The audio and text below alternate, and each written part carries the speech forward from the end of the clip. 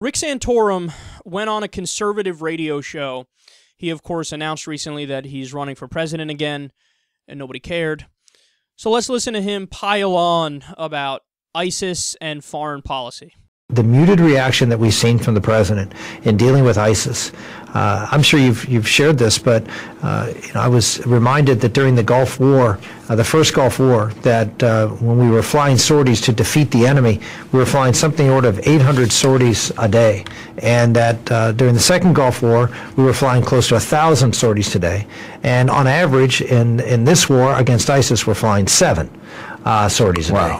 So this is not an attempt by the president to defeat ISIS. It's an attempt by the president to convince America that he's trying to do something. And by flying these very limited strikes that are having no tactical success because they're not sufficient to achieve any tactical victories. So you have a political war in a sense.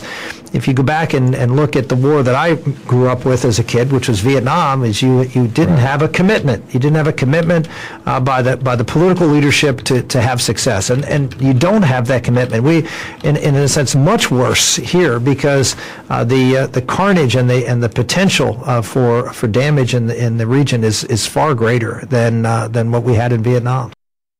That was your takeaway from Vietnam, and that's your takeaway from Iraq. We weren't committed enough. Do you know how long we were in Vietnam? We were there for 19 years, 20 years.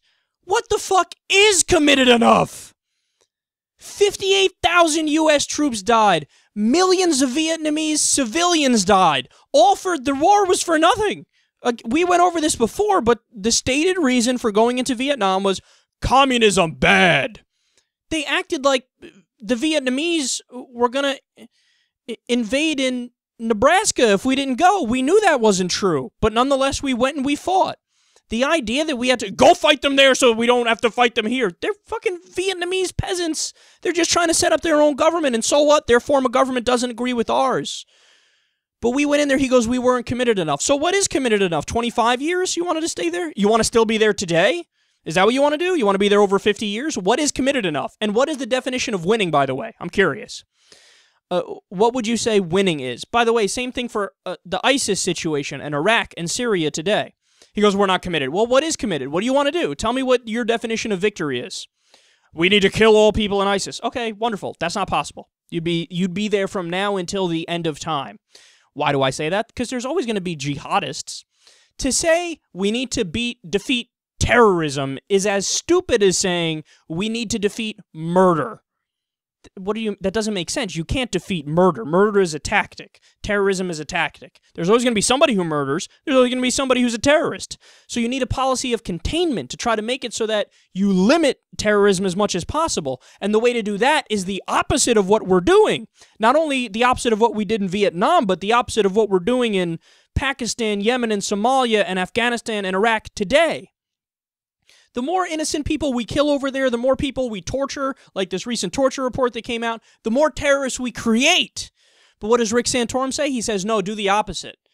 Do more extrajudicial holdings of prisoners. Do more torture. Do more wars overseas. You need to be more committed. Do more airstrikes. Do more ground troops. Well, we know the result of that. You end up breeding more resentment, creating more terrorists, not solving any problem, and having no definition of victory. There's no way that, by any standard, you could have said we won in Vietnam, because it's impossible. What are we going to do, outlast people in their own country? What does that even mean? Just stay in their country longer than they're going to be in their country? I don't get that. What are you saying?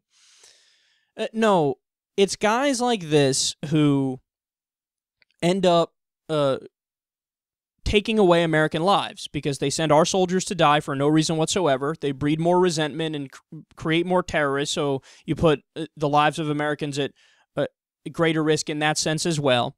And you don't know what the fuck you're talking about, Rick. And you disagree with the American people, yet you want the American people to vote for you. Only 17% of the American people still want to fight the war in Afghanistan, and you're out there like rah-rah Vietnam, rah-rah Iraq, rah-rah Afghanistan. We don't agree with you. And the final thing I'll say is, I thought you were a Christian, bro. What's going on here? The whole idea of Christianity, the whole idea of Jesus has turned the other cheek. That means that if you hit one cheek, hey, I'll present the other one, hit that one too. Not only is Jesus a non-interventionist, which is what I am, Jesus is way more liberal. Jesus is a pacifist. He says, even if you attack us, we're not going to attack back because we're above that. We're above any violence in any way, shape, or form. See, I'm not. I'm in favor of violence in the case of self-defense. I'm in favor of non-intervention in the sense that we won't fuck with you if you don't fuck with us. But if you fuck with us, okay, we're going to fuck you up. Right? Jesus is to the left of that. Jesus says, no, under no circumstance will we strike back. We are pacifists.